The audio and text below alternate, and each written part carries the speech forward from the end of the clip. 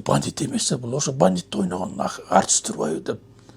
Ошондон ошол бандит мен деп койдум тегилерге. Актерлукка караганда комуз чапкандан көбүрөөк пайда табасызбы? Кийин анан Геннадий Садырович Базаровдун киносунда экинчи киносуна тартылып калдым. Актердун да өзүнүн кыялы бар, максаты бар дегендей. А сиз кандай ролду кыялданасыз?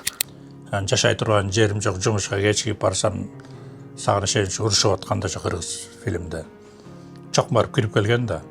Эмне урушуп атасың жаш баланы десе. Ой, жакында эле жумуш кылсам ишке кечигип келип атат. Муну биринчи жолу көргөн адамдар кандай реакция кылышат? Сизге байкалат да эле? Байкалат, көп учурайт. Мен институтка өткөндө сүйүнчүлөп барсам Ырысбек Абдыкадыр комуздун белек кылган эле да.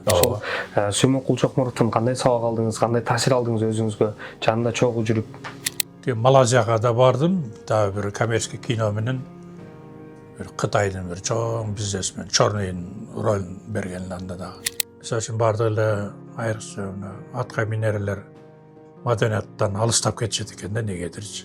Силерге кандайча берди? Силер маданиятка тиешеси жок. Биз театрда иштеп атпайбызбы?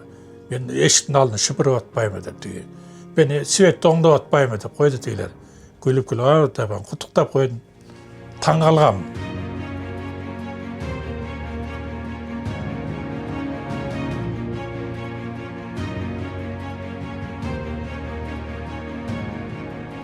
Арбаңыздар кутмандуу күнүңүздөр менен, сүйүктүү телекөрүүчүлөр. Бүгүн дагы бир кыргыздын таланттуу актёрунун үйүндө коноктобуз. Садыр Сагынбаев, сүрөтчү, режиссер, актер агайыбыз. Ассаламу алейкум. Алейкум ассалам. Кандайсыз агай? Ден соолук иштериңиз? Кудайга шүгүр. Иштер кызуу болуп атат. Болуп атат, Кудайга шүгүр. Эми бизде бир мүмкүнчүлүк болуп, бул жамгыр убагында келген экенбиз, эфир сыртында да айтып калдыңыз. Эмне менен алектенип атасыз? Ошол боюнча айтып кетсеңиз. Азыр ошо комуз устачылык менен алек болуп атам. Бир 15 жылдан көбүрөөк болуп калды. Ошо комуз менен алекме бош убакта. Съемкага чыгып коем. Ошол эки эле жумуш менен Көнчөсү деңиз. Эми сөз башынан болсун агай, башынан ирети менен кетели. Эң башынан ошол кайсыл окуу жайда окудуңуз, билимиңиз, кайсыл жерде төрөлдүңүз, ошол боюнча айта кетсеңиз. Өзүм туулуп өскөн жерим Оштун Карагулжасынан болом. Совет району мурунку. Ошо Карагулжанын киреберишинен Октябрь деген айылдан болом. Мектепти бүткөндөн кийин бул жакта мурун Фрунзеле художественное училище, азыркында Чуйков атындагы художественное училищеда ошол жакта окуп калдым. Училищедан кийин бир институтка тапшырайын десем, союз кезинде направление менен барыш керек экен да, жөн окуп албайт экен. Анан 2 жыл кыргыз мультфильминде иштеп калганмын. Сагыныч Энит деген кыргыз мультфильм атасы деп коет эле. Ошо Чокморовдун айылдашы, ошолордун тең туш достору, курсташы болгон экен. Ошол кишинин колунда тарбия алып, анан 2 жыл иштеп кыргыз фильмде, анан Москвадагы кинематографский институттун ошо сүрөтчү бөлүмүнө, факультетине тапшырып калдым. Ошондо кийин эле ошо Москвадан окугандан кийин союз бузулган убакта келип калдым да биякачы. Ошондо биз өзүбүзчө кыргыз мамлекети болуп калганда, Акаев президент болуп турганда маданиятты жоюп салганда, аны көбү билет го, тарыхта белгилүү эле аталып жазылып калды. Ошондо молодой кадр болуп, жаш кадр болуп, мурун Кондо Чалова деген министр болуп турганда, маданият министри, Москвадан окуп келгендерге башы бош болсо 1 комнат квартира, үй бүлөлүү болсо 2 комнат квартира, балдар болсо 3 комнат квартира берчү дагы. Анан түптүз эле жакшы жерлерге, кыргыз фильмге, ошо театрларга, ошо актер кылып, художник кылып, жайгаштырып иштетчү да. Абдан жакшы болчу. Анын талантына карап, текшерип, жакшы эмгектери болсо, эл баалап, эл белгилүү артисттерди эл баалаганда, ошондо заслуженный артист, кийинирээк ошо эл артисти деген наамдарды берчү да. Эми азыр союз бузулгандан кийин бизде коррупцияда катуу болуп кетпедиби? Маданият жагында да эң артта калып калган маданият жагы дүйнөлүк мамлекеттердин ичинде. Бул сыйлыкты дагы акчага сатып калган, ушундай көз карандуу болуп, тааныш аркылуу тайеке жээн болуп калган. Ушундай аябай бузулуп кетти да. Ит тааныбаган, азыр ачык эле айтайын, мына көрөрмандар макулдуу болот болуш керек. Ит тааныбаган заслуженный артисттер бар. Мен көбүн айтып калам.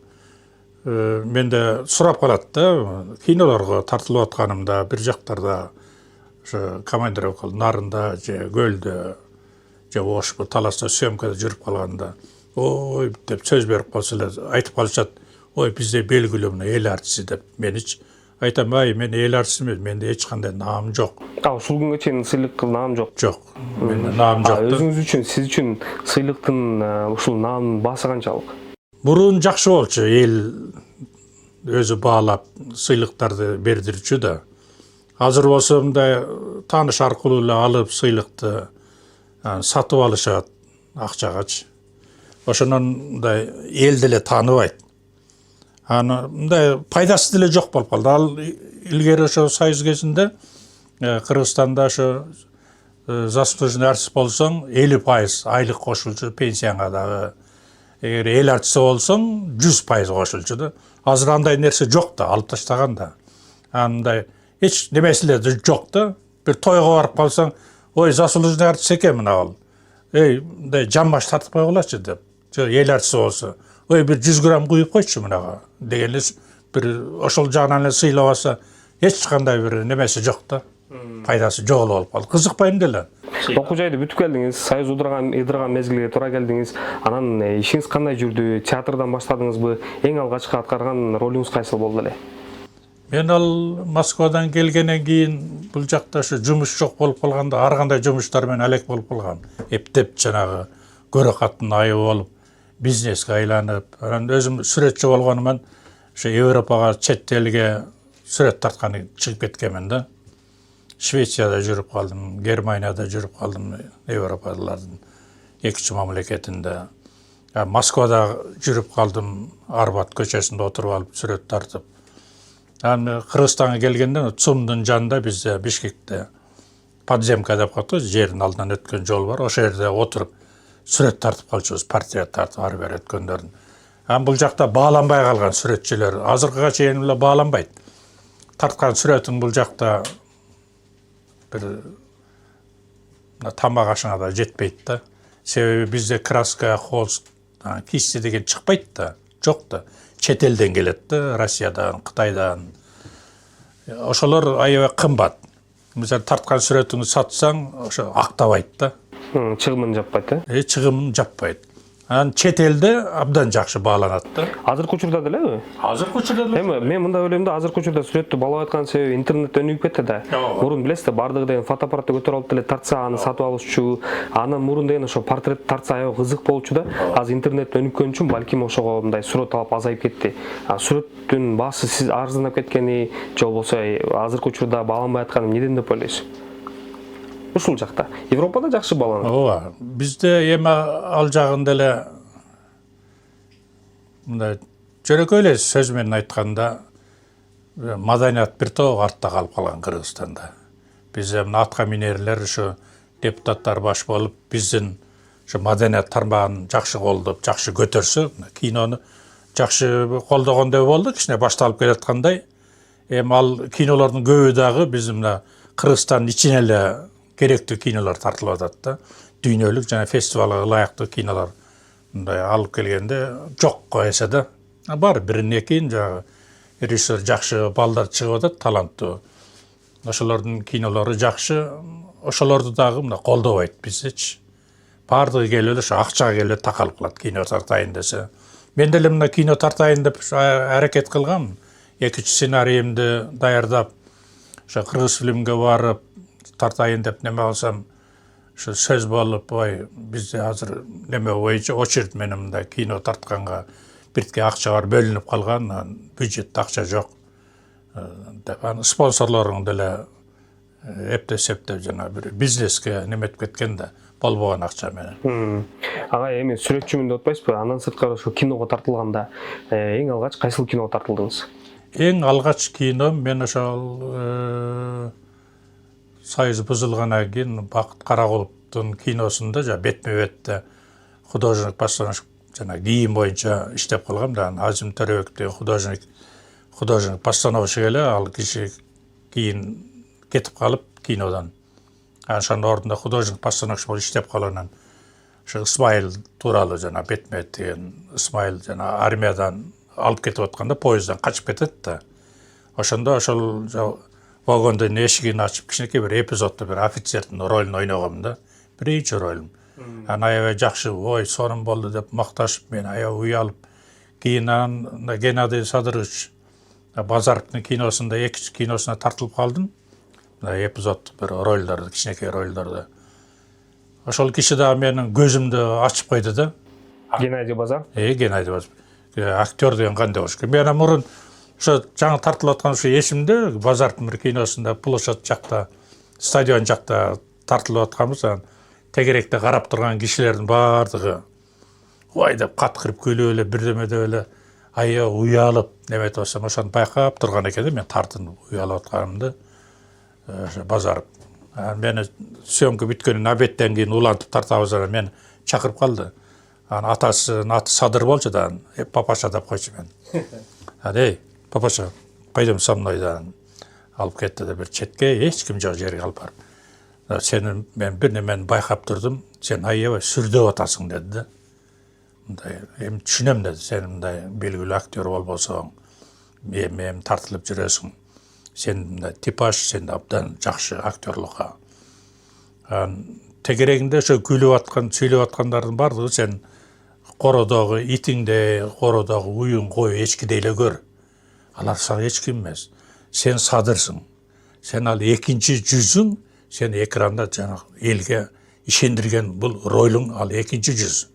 Сен Садыр эмесиң, сен паланчасың деп мени ошо кинодогу атымды айтып атпайбы. Кармандын өзүнө ойлоп деп, сен ошол кармансың деди да. Сен Садыр эмесиң, сен унут, Садырды коюп кой мынаяка. Ал өзүнчө. Ал туттат. Анан кийин үйүңө барганда, досторуңа барганда Садырсың. Кинодо сен Садыр эмессиң депчи. Түшүндүңбү деп, аябай түшүндүрүп, анан өзү көргөз берип, мындай ойно деп жанагы жеткизе, жанагы башымды ачып туруп эле, мээге мындай куюп туруп, кайра жаап койгондой эле болуп калды магачы. Себеби ушуну мен да угуп калгандым. Москвада окуп жүргөнүмдө, массовкага, майда чүйдөгө, Мосфильмге айдай берет эле да биздичи. Кино институтунда. Ошондо дагы мен параллельно окуган армянский группа бар болчу. Армян Барыш Жихарханян деген актердин эл артиси. Ошонун бизде сабак берчү да ВГИКтечи. Анын алдында курсниктер болуп калган да, армян балдар да. Студент бизде бар, союз кезинде бар биримдүү эле го, бүт 15 союздун республиканын балдары. Ошондо Армян Жихарханяндын дипломный ошо курсташ балдардын дипломный спектакльдин сценографиясын жасагам да, сахнаны жасаган эмесин. Ошондо ошо бир баласы жыгылып бутун сындырып алган экен. Анан ордуна неме кылыш керек деп эле, анан кийин мени чакыр деп калды старостасына, Артур деген старостасына. Кыргыздардын баардыгын Сүймөнкул деп койчу. Сүймөнкул мен аябай жакшы эле да, Чокмаров менчи. Сүймөнкулду чакыр дептир, анан сени Армян Барыш чакырып атат кабинетине деп калды. Бардым, барып, мен келдим, Армян Барыш десем, сен отур мындай. Силер бара бергиле, репетицияңарды кыла бергиле, сахна ишиңерди кылгыла. Мен Сүймөнкул менен сүйлөшүп алайын деди да, экөөбүз эле отуруп калдык. Мага айтып калды, ошо паланча ойноп атты эле, таанысың да. Ошол буту сынып калып, дипломный спектакльде чыкпай калды, баса албай, больницада. Гипсте жатат. Ошонун ролун сен ойношуң керек деди да. Сахнада депчи. Бул театрда болуп атат ошону.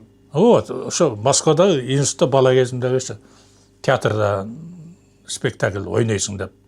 Жүрөгүм түшүп эле калды менчи. Анан алды эле сезип, ошол киши дагы айтканда, Геннадий Садырович айткандай, Базар айткандай. Актер деген эки жүздүү болуш керек. Биринчи жүз сен өзүң, деп Айтматтын сөзү бар го. Жашоодо эң биринчи адамга бул адам болуу дегендей.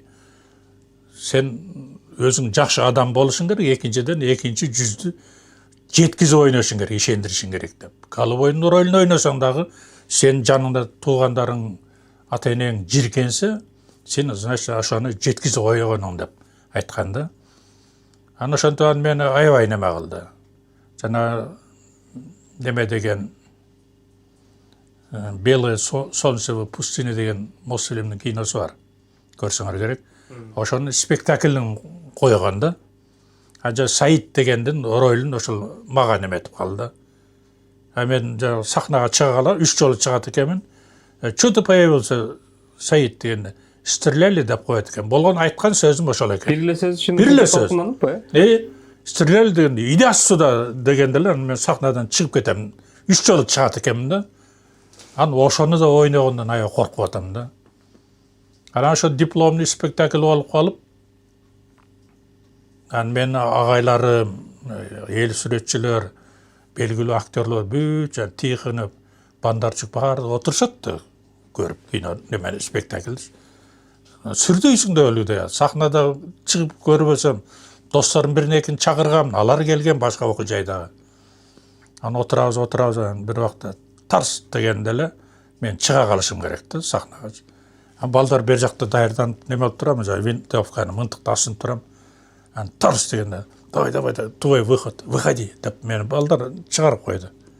Чыгып анан Саид, что-то появился деген, не стреляли десем, иди сюда дегенде. Анан чыгып кетем да. Ошо чыгып кеттим. Анан экинчисине даярданып атсам эле дагы балдар бекинип кичинемде өзүндө келебиз деп бекитип бир арак ичип аткан. Ал аракта мен таап бергенем аларгачы. Өзүм ичпейм, чочулап атам да сүрдөп. Дагы тарс дегенде давай, выходи деп калды мени. Чыктым. Чыга калсам эле түшүнбөй калдым да. Тарс дегенде чыктым, болгон эле. Чыксам эле эл күлүп ийди, залда бир-эки кишилер неметип атыптыр. Жанагы Күлчетай немелер кыздар, армянка актриса. Иди отсюда деп. Не твой выход, выходи, уйди отсюда деп атышат да.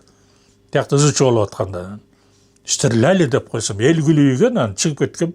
Наржаран балдары келсем, баарын өлтүрбөдүң, спектакльди өлтүрдүң. Тиги бу деп атат. Мен түшүнгөн жокмун. Ама айткан тарс дегенде чыга калышым керек, чыктым. Анан тарс дегенде, мына эми чык, сен чыгышыңды. Чыксам, элдин баары күлүп ийди, мен чыксам. Айта эле, сөздүн баарын айта элек.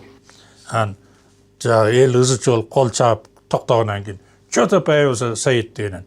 Стреляли десем, да, эл күлүп ийди да. Эми залда эмне болуп атканын мен түшүнгөн жокмун да. Анан үчүнчүсүндө да акыркысына чыгышым келет, чыдап чыктым. Анан что появился деген, стреляли десем, да, эл күлдү чала-баланан. Чыгып кеттим. Анан түшүнбөй калдым, эмне болуп атат депчи. Анан көшөгө жабылды. Давай, неме жүгүнөбүз деп кол кармашып, көшөгө ачылганда жүгүнсөк. Анан Армен баш жыгаркана лестницамен чыгып кел, ошончо жанагы окуучулардын ичинен түп-түз келип, менин оң колум кармады да. Неменин Артурдун старостан сол колун кармап, пойдемте, ребята, шайдин поклонданан өзү жетелеп келген. Дагы жүгүндүк.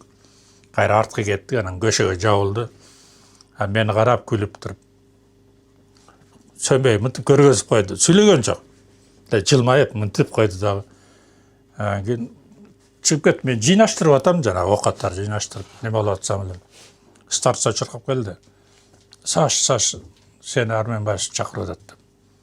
Барсам, бүт балдардын бардыгын кабинетинде экен. Мен киргенден кийин кел бери отур деп жанына алып келип отургузду. Орун бошотуп берди бирөөсү. Балдар көрдүңөрбү?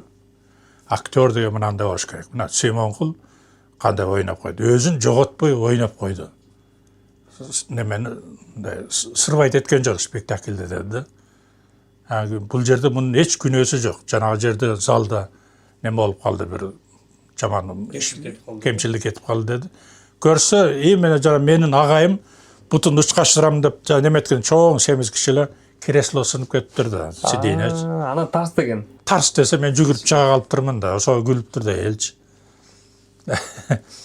Анан ошондо да мындай чыкты, бирок немеси жок, мындай күнөө жок. Симонкулда депчи. Анан ошо кыргыз фильмде иштеп жүргөндө Чокморт менен таанышым түшкөн сүрөттөрүм дагы бар.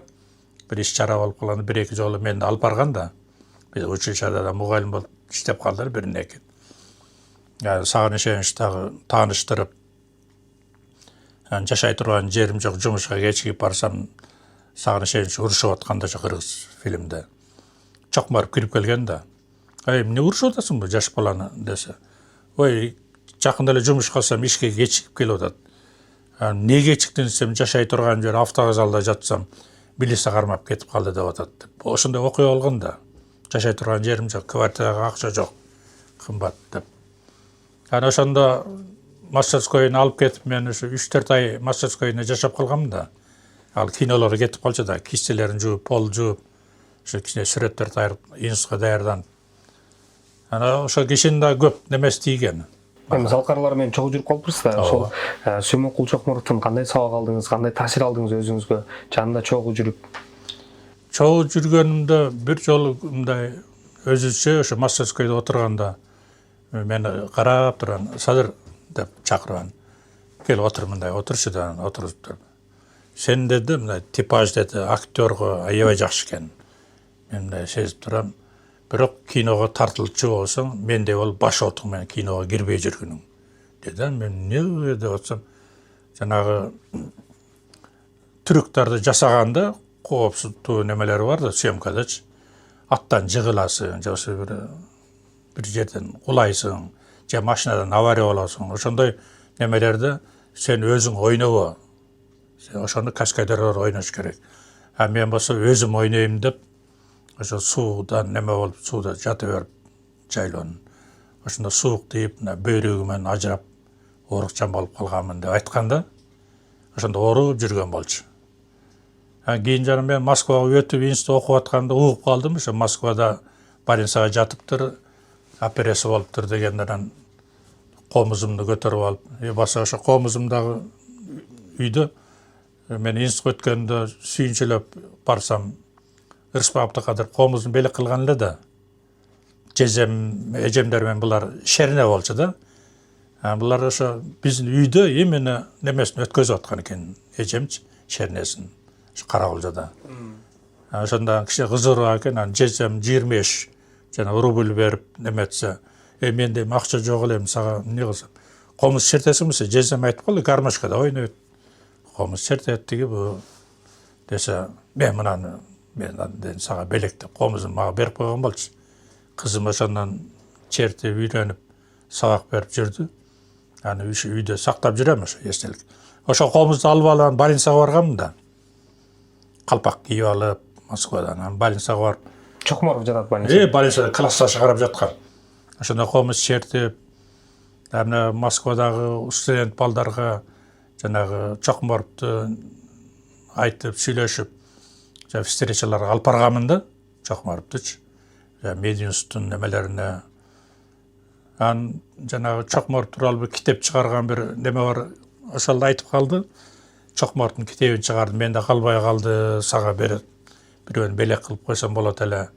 Аябай көп сүрөттөрүң бар немеде, китепте депчи мени, студент кезиңде деп. Ал китеп жок мендечи. Менде бир эле сүрөт бар, ошо бир встреча болгондо барып жанында отуруп сүйлөшүп, студенттер менен көп жолуктурчу да. Ушундай жакшы иш чаралар болду. Эми ал кезде баягы Сүймөнкул Чокмортдун атагы ташчар турган кездиңиз, тасмага тартылып баштадыңыз, анан сүрдү айттыңыз. Сүрдү кантип жеңдиңиз кийинки тасмалардачы? Же ошол залкар режиссерлордун айтуусу менен эле дароо кийинки тасмаларга тартылып кеттиңизби?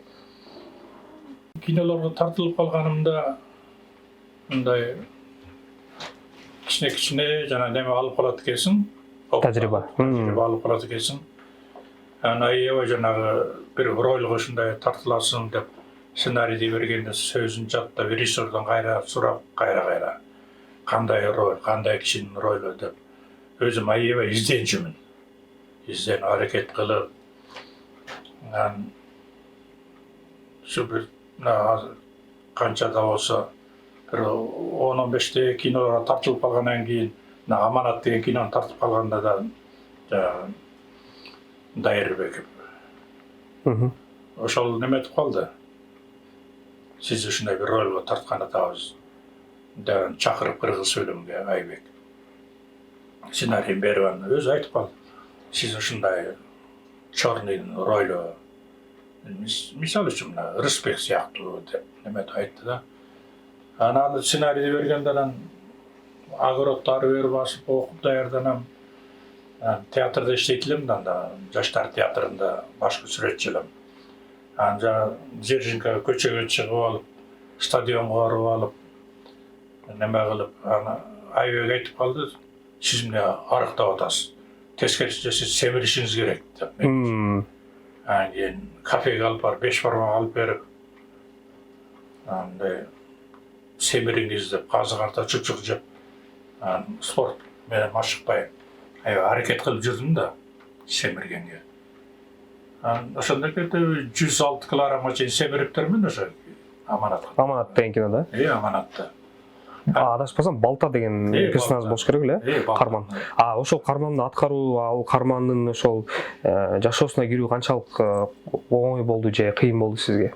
Жок, кыйын. Анткени чорный деп атпайсызбы? Ооба, кыйын аны. Мисалы үчүн өзүм ойногондо, кинолордо премьера болот, же кинону көргөнүмдө аябай сүрдөп, неметип өзүмдүн жана кетирген жаңылыштарымы ушундай бир мындай ойнобой антип өзүмдү аябай жанагы неметем да, изилдепчи. Сынап турат экенсиз да өзүңүздү. Сынап турам. Көрүүчүгө ал билинбейт деп ойлойсуз? Мүмкүн. Эми кээрлерине чакпай калышы деле мүмкүн. Көп айтып калышат, көчөдө мисалы үчүн эл жакшы таанып эле калды да. 4-5 кинолорубуз жакшы эле таанытып коюптур кыргыз элине. Кайсыл кино сизди элге көбүрөөк таанытты деп ойлойсуз? Ошол Аманатта. Аманат көптү жакшы таанытты. Жана Миллиондук Мелдеш 2де ошону да көп неметишет. Жана Салам Нью-Йоркто да айыл өкмөтүн ойногом да, кытайларга жер саткан. Ошону да көп айтышып калышат. Ошо кинонун премьерасында эсимде. Балам менен барган, балам досторунун өзүндө 1-2 достор менен барып, Манас кино театрында Бишкекте. Премьерада отуруп калганда Алпарыс чыгып сахнадан айтып калды. Продюсер кечигип атат, азыр таможнядан немеден өтүш керек. Америкадан учуп келди эле. Мына кино бүткөнчө келип калат. Кино бүткөндөн кийин группа менен тааныштырабыз деп калды. Отурабыз. Ойно кино башталды, көрүп атабыз. Мен ойногон жерден артыман бир аялдардын үнүн угуп калдым. Өлүңдү көрөйүн, Акаевке окшогон неме экен мына. Акаевдин ордуна далай жер саткан ошо акмактар. Өлүңдү көрөйүн, кебетесте өлгүдө окшойт экен Акаевке дейт меничи. Жанымдагылар күлүп мени эметип калды. Кызыктай болуп, анан кино бүттү, свет жап-жарык үйдө. Алпарыс чыгып айтып атат, паланча түкүнчө режиссер деги деп чакырган. Вот бизде белгилүү актер Балтаны ойногон байке, Садыр байке деп мени чакырып калды.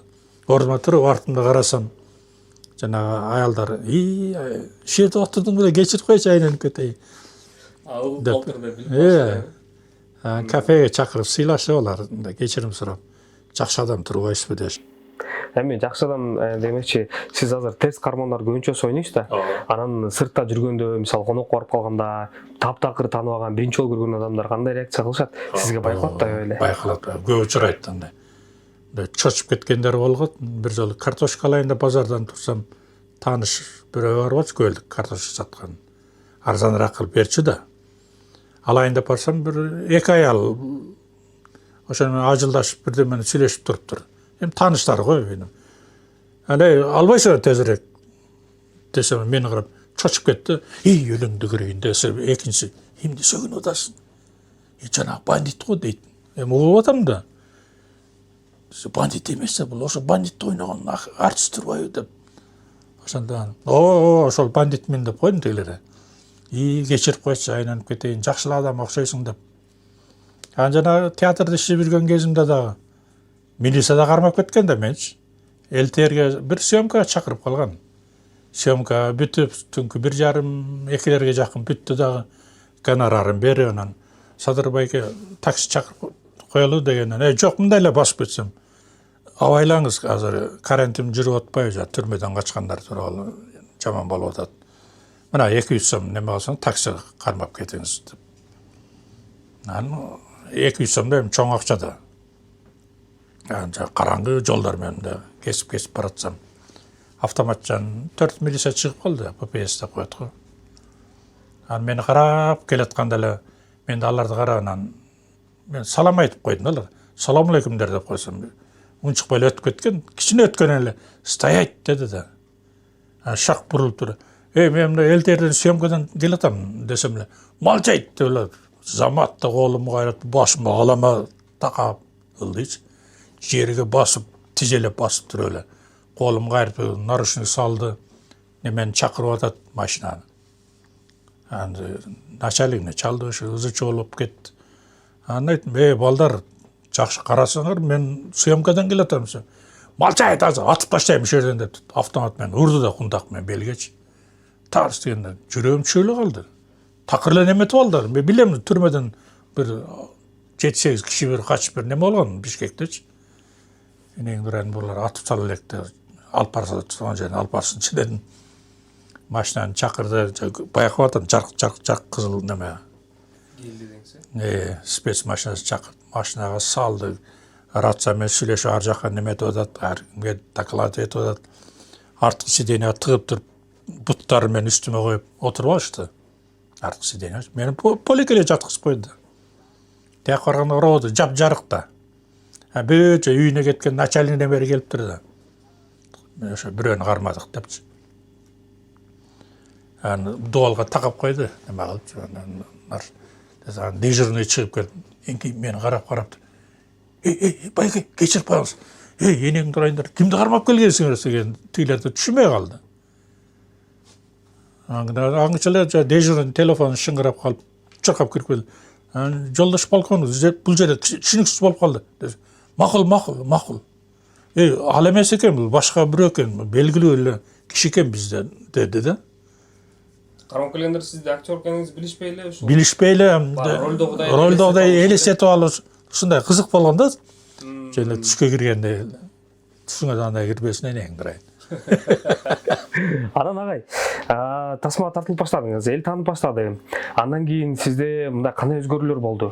Ел таныды, анан көп тасмаларға чакыруулар болды. Ошол боюнча айта кетсеңиз. Эми өзгөрүүлөр деле болгон жок. Менин агайларым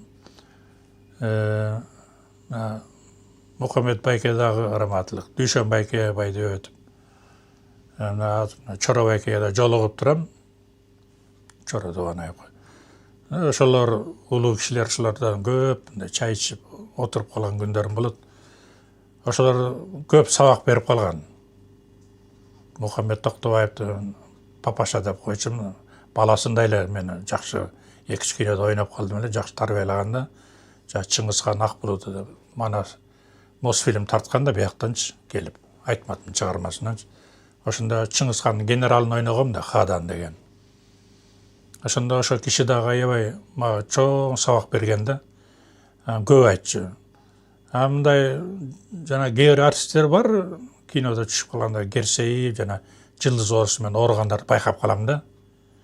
Таанымал болгондон кийин. Таанымал болгон, бой көтөрүп.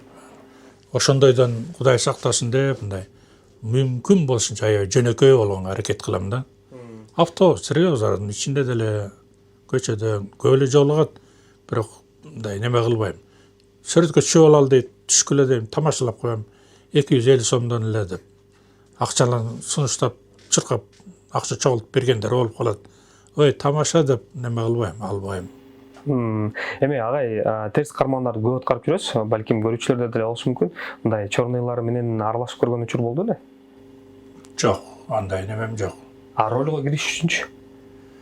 Сиз кантип кирдиңиз эле? Мисалы, аны билбейсиз да, аралашып көрбөсөңүз дегендейчи, аны кандай? Аны окуп, жанагы көрөсүң да телевизордон кандай, бирөөлөрдөн угасың. Мисалы үчүн белгилүү бир чорныйлар менен жолукпап турмун деле мындай. Эми алар деле жолугуп, чорный мындай болот деп үйрөтпөйт да. Мисалы үчүн мен ушу улуу агайларым, ушу белгилүү актерлордон кичине сабак алып, ошол чоң сабакта. Аны өзүм аябай изденчимин. Мисалы дүйнөдөгү ушу чорныйларды интернеттен карап, издеп, окуп, Түштүк Америкада да белгилүү чорныйлар болгон. Ошондойлорду кандай адам болуп, кандай жашоосу кандай болгон. ошолорду аябай изилдечүмүн да.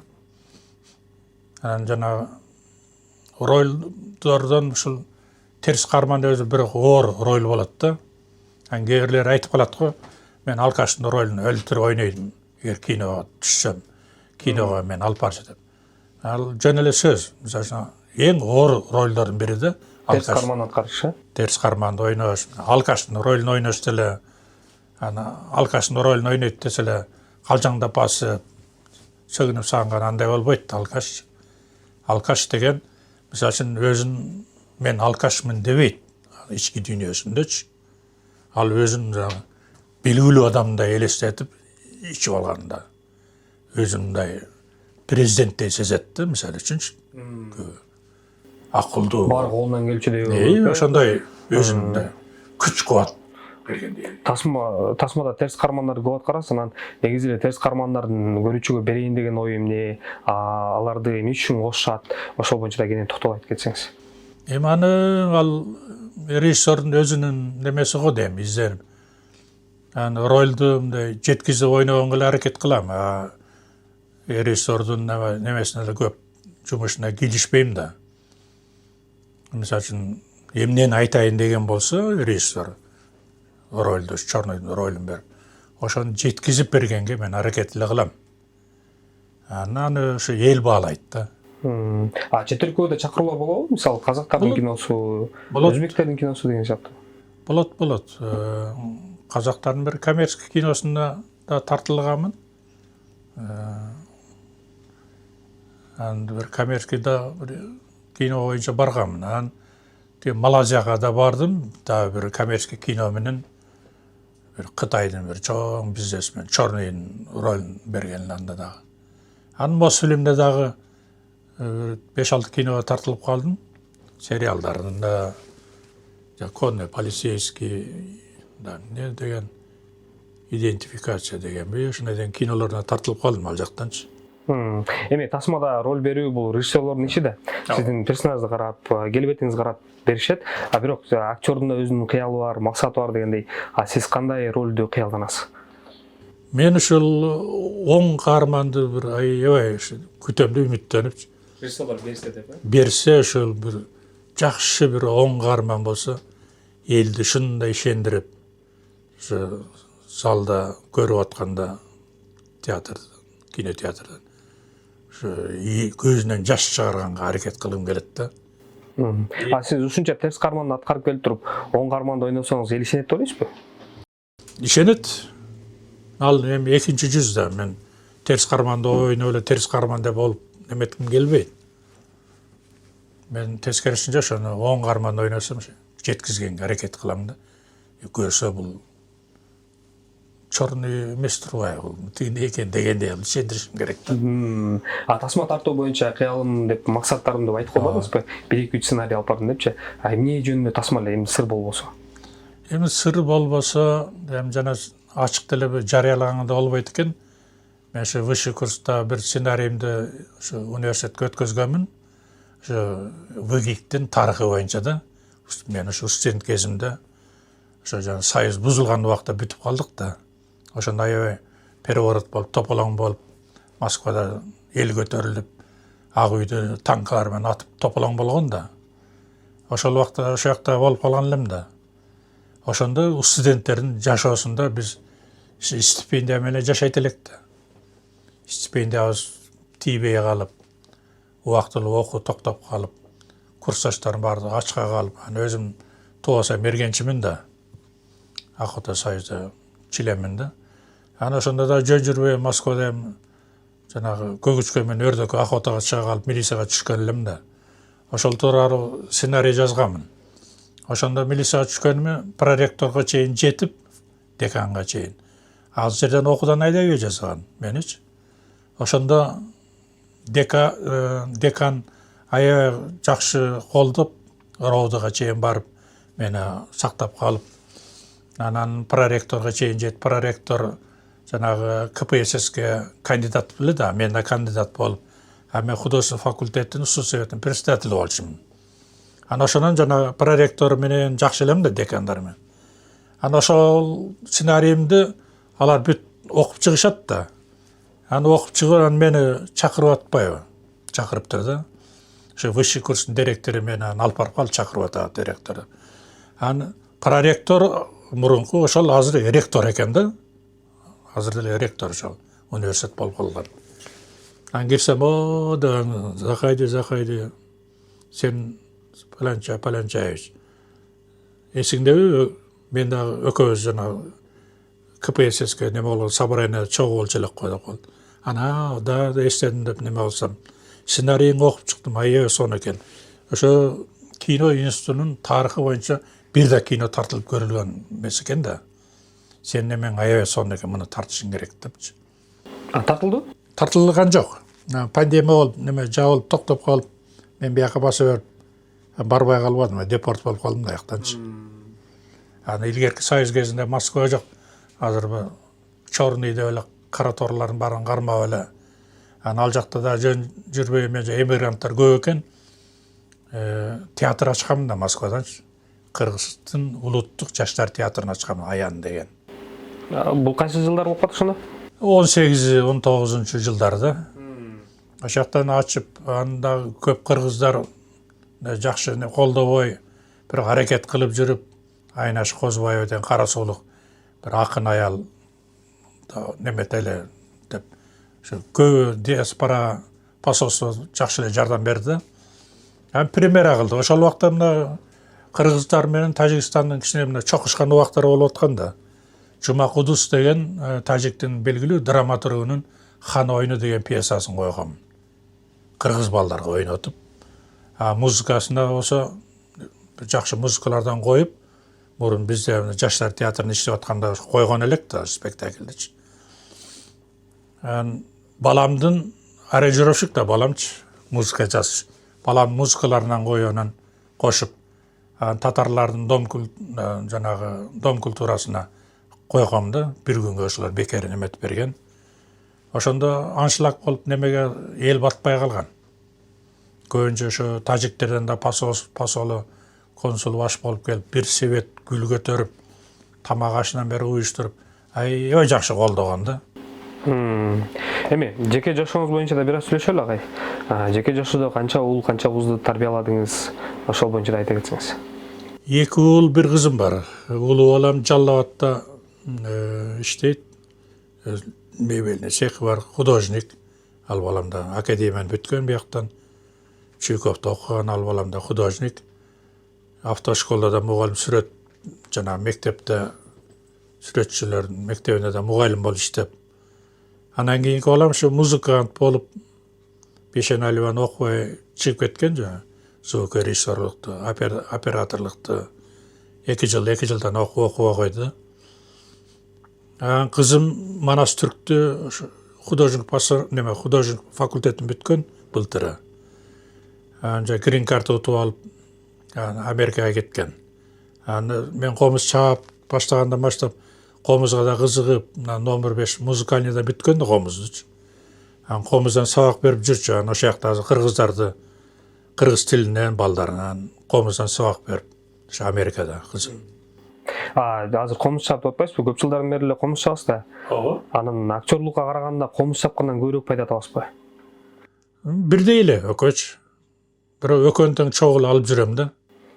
Чакырылган жерден калбай десе, тасмага сунуш болсо кабыл алып ба? Эч роль тандабайм. Агайым айтып калчу, Армен Барыш жыгыркынан. Жаман роль болбойт, жаман актер болот депчи. Мен роль тандабайм. Кандай ролго чакырат, барам, жеткизип ойноп берген аракет кылам. Тасмада тартылып жүрүп, эң чоң алган гонорарыңыз канча болду эле? Эң көп гонорарым боюнча бардыгынан эле жакшы эле алып келатам, мисалы үчүн. Сыр болбосо. Сыр болбосо ошо аманат эсимде где-то 16 миңби, 17 миң алгам да. Сом менен. Биякта анча гонорар жогору эмес, жакшы бааланбайт. Эми айтайын дегеним, көрүүчүлөр көпчүлүгү баягы актер, актриса десе эле бай деп элестетишет да. Тасманын баарына чекеден тартылып аткан болсо, мында деген акчанын баарын, байлыктын баарын үйүп койду депчи. Ушул күнгө чейин ушул актерлук менен, сүрөтчүлүк менен эмнеге жетиштин деп ойлойсуз? Мен эмнеге жетиштим? Бул кыргыз элим үчүн кызмат кылганга ошо кичи күч кубат берип ошого эле жетиштим деп ойлойм да. Эң чоң жетишкениңизби? Эң чоң жетишкеним ушу элим үчүн эле, элиме таанылганым, элдин сыйлаган сый-урматына татыганым, ушу жетишкеним ошол деп баалайм да. Кайра тандоо мүмкүнчүлүгү берсе, ушул кесибиңизди кайрадан тандай белеңиз? Ооба, өкүнбөйм бул кесипкечи. Эч качан. Эмнеси мени жагат?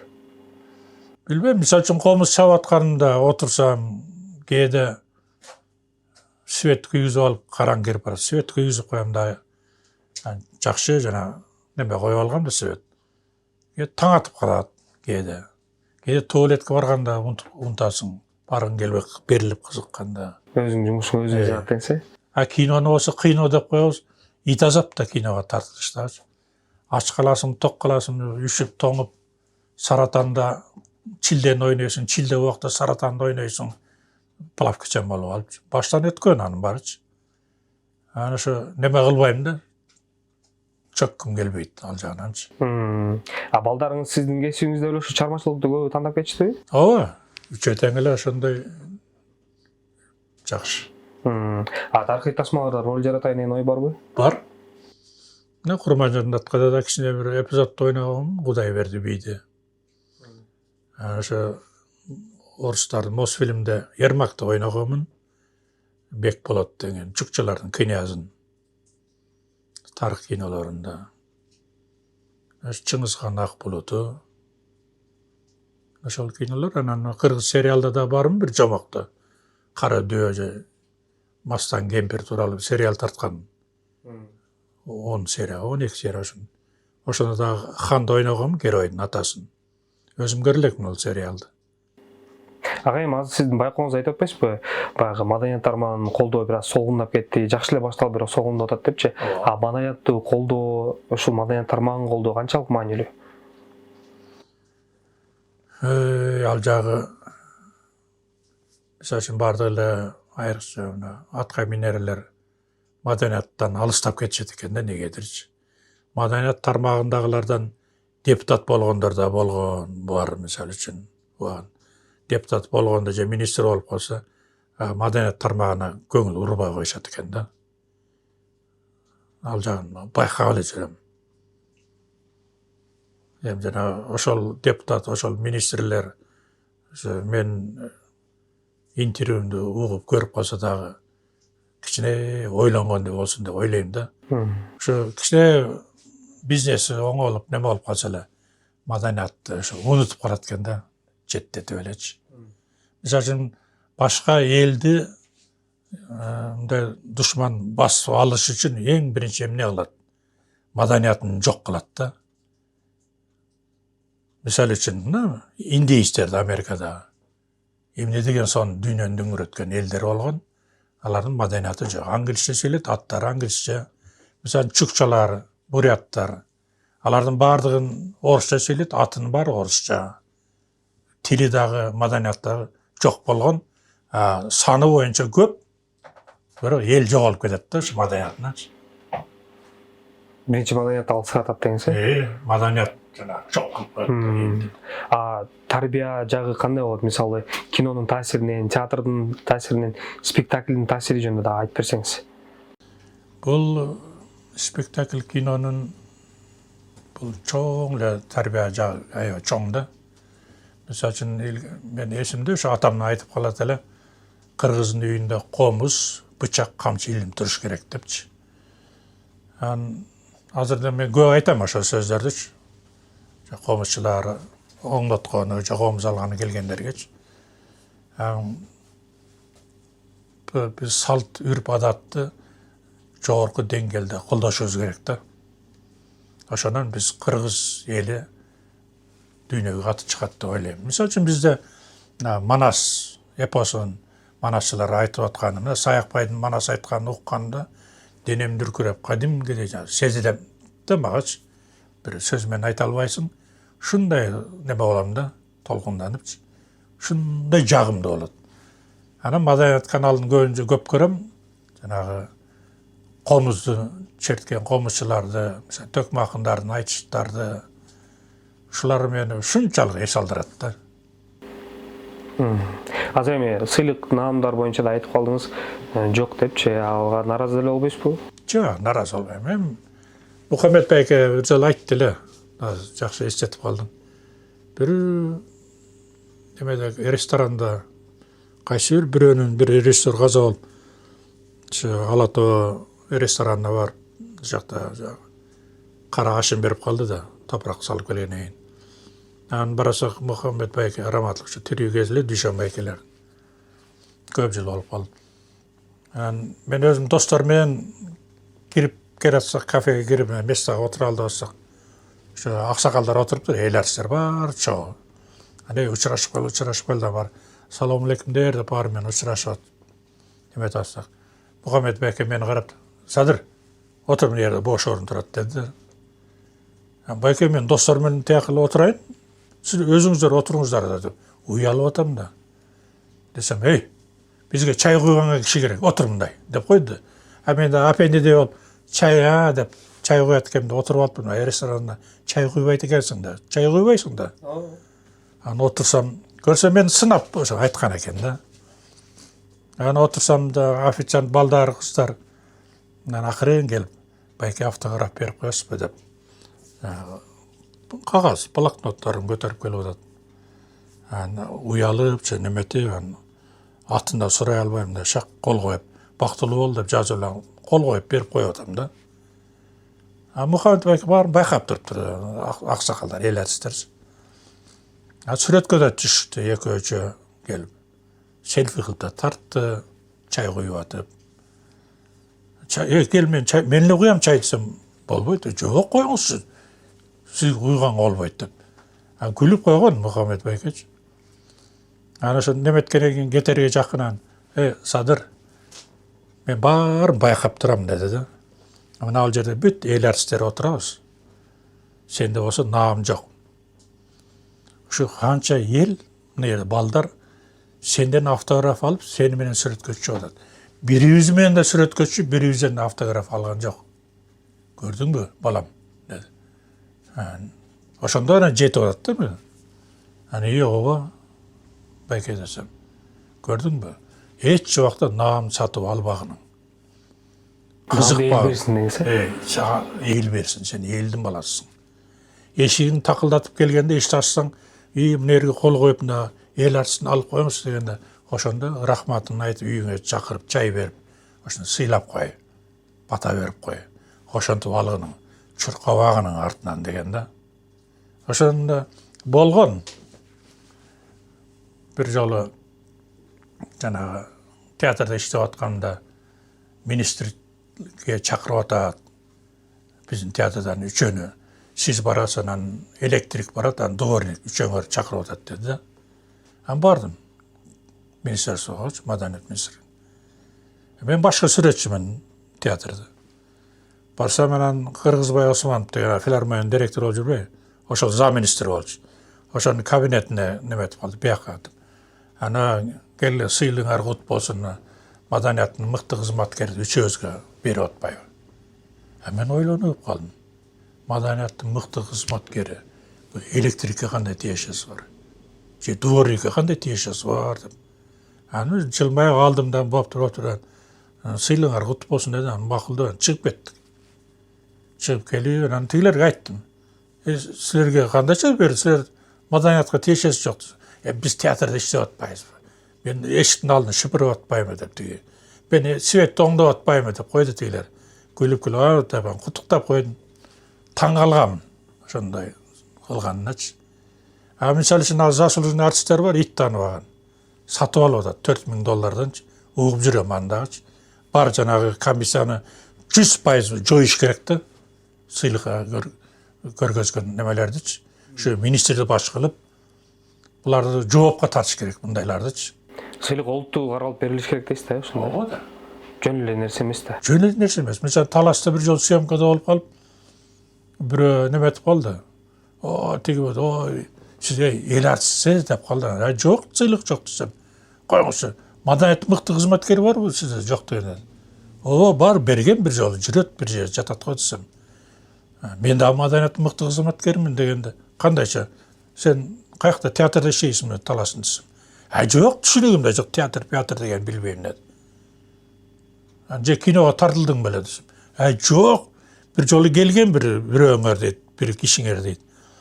Аны машинама салып мен таксовать етем дейт.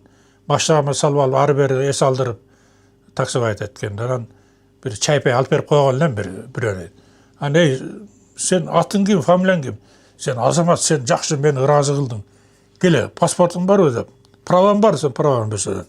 Маданияттын мыкты кызматкери деген наам берип коюптур, шабачы. Карабайсың. Уятта мындай нерсечи. Кантип анан ушу алгың келет да. Же эл артисти болсоң, же заслуженный артист болсоң, бир кошулбас. Мисалы Сүрөтчүлөр союзуна да чыгып кеткем аяктан дачы. Айтып атат, член болбойсуңбу? Кайра Васранов дет деп досторум айтат. Айтам, биякта бааланбаса, жөн эле жанагы неме төлөп атсаң, эмне кереги бар? Союз кезинде член союзга өткөндөн кийин, 1-2 выставкага чыккандан кийин, этаж үйлөр салган үстүндө немелер салынчу да, мастерскойлор. Мастерской берчү да. 50% кисти краскаларды 50% арзандатып берчү. Членский билетиң менен барып алчусуң да. Анын баары жок да. Жөн эле взнос төлөп эмне кереги бар? Айына бир 10 сом болсо дагы мындай кереги жок да, андайчы. Мисалы комуз чабып аткан устачылардан да 7 дубандын усталары бир группа ачып бириккенбиз да. Өткөндө бир таанышым айтып калды Бишкектен. Аты жөнүн айтпай эле коеюн. Силерге налоговыйдан келген жокпу? Эмнеге десем, мага келип алып налог төлөйсүң деп атат. Эмнеге десем, сен комуз чабып сатып аткан турбайсыңбы дептир. Мен айттым тиге, сөкпөйсүңбү? Пашалет этпейсиңби? Тумуштуулар урбайт белең ошо налоговыйды. Десем, эң дурайы дейт. Бул эмне деген акмакчылык дейт. Мен айттым, ошол налоговый сага комуз чапканга материал алып бербесе, же ошо комуз жасаганга станокту алып бербесе, же ошо иштетип аткан светиң төлөгөнгө 50% кылбаса, кандай акысы бар сенден ошо неметкене? Сен өзүң талантың менен сен элге кылып атпайсыңбы? Муну. Көңүлдөн чыгарган акчаны берет, сен комузду берип атасың. Канча кыргыздар жана улуттук немесин көтөрүп атасың. Иттей жаман болгон ошондо дагы. Комуз боюнча да айта кетели агай. Комузду бир комузду канча убакытта жасайсың, канчадан сатылат? Мисалы үчүн өрүк комуздар менин устатым Нурайдин Абдыразаков деген досум да. Ал киши анан немеге алып барып Оразбай Кинчебаевга тааныштырып, Кыргызстанда номер 1 комуз уста Оразбай Кинчебаев деген. Ошол киши көп сабак берген. Ошолордун саткан баасынан кымбат сатпайм. Себеби алар мен агайым да, устатым да. Алар 25-30 миң, 35 миң деген сатышат. Мен ошолорго 1000 сом болсо да арзаныраак кылып сатам. Мисалы 20-25 миңден сатам. Жаңгак комуздарын 20 миң, өрүк комуздарын 25 миңден сатып атам. Мисалы бир комуз жасаш үчүн бир 2-3 күн кетет да. Бүт колго жасалат да. Чип менен же компьютер менен жасагандар да бар, биринен экен. Комуз усталары ошо өтүп кеткен. Бир күндө 5-6 комуз, 10 комуз жасашат экен. Ичим жылыбайт да андай комузгачы. Кол менен жасаш керек да комузду. Баалуу болот дегениз башкача. Баалуу болот. Мисалы комузду мен бирөөгө берип атканда, сатканда, жөн эле кыз узатканда неметем да. Ошо жакшы жерге барса экен, сындырбай айтам, мын жерге койбо, күнгө койбо. Жакшы балаңдай, небереңдей, жакшына сакта өзүң жаткан, отурган немеңе илип койгонуң, чеколго салып, бурчка койбо. Күндө чертип тур деп, элестетип, өзүмчө неме кылам да. Мисалы үчүн спортсмен деле бир күн тренировка кылбай калса, рингде утулуп калат да эртеси. Комузда ошондой да, күндө чертип туруш керек. Мисалы үчүн комуздун бир ыйык аспап экени мен бир байкадым. Дүйнө жүзүндөгү музыкаларды, мисалы үчүн кээ бир аспаптарга келбейт да, ойной албайсың. Же пианиного деле, гитарага деле ойной албайсың кээ бир музыкаларды. Комуз менен бүт. Чымчыктын сайраганы, эшектин айкырганы, иттин үргөнүнөн бери комуздан ойноп койсоң болот да. Ошо ыйык аспап. Сонун агай. Эми акырынан жыйынтыктай берели. Убакыт деген убакыт экен. Соңунда сизге эркин микрофон. Калуу тилегиңиз азыркы учурда көрүп аткан көрүүчүлөрүбүзгө калуу тилегиңиз болсо айтсаңыз болот. Мен ең біріншіден ушу кыргыз элим бактылуу элдерден болсун дүйнөгө таанылган. Анан биздин жерибиз титиребесин, атка минерлерибиз питиребесин. Ушу биримдүү болуп, маданиятты жогору баалап көтөрүп дүйнөгө таанытып. Кудайга шүгүр азыр жакшы болуп оңолуп келатат. Спортсмендерибиз, мына маданият тармагындагылар, мисалы кино жактары өнүгүп келатат. Театрыбыз дагы өркүндөп, зал толуп, батпай калып атат. Ушундайлар көбүрөөк болуп, дүйнөгө биздин желегибиз желбирей берсин. Чоң рахмат, Садыр агай, ишиңизге ийгилик каалайбыз. Рахмат. Ар дайым элибизге ушинтип кызмат кылып жүрө бериңиз.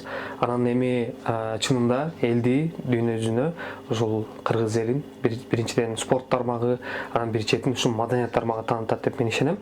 Ошондуктан бизди көрүп аткан балким атка минер болуп калышы мүмкүн, бизнесмендер болуп калышы мүмкүн. Албетте сөзсүз түрдө ушундай кыйын залкар актерлорубузду колдоп, коштоп, ар дайым ушундай колдоп жүрөлү. Анан элибизде ар дайым тынччылык болсун, аманчылык болсун. Кийинки берүүлөрдөн амандашканча.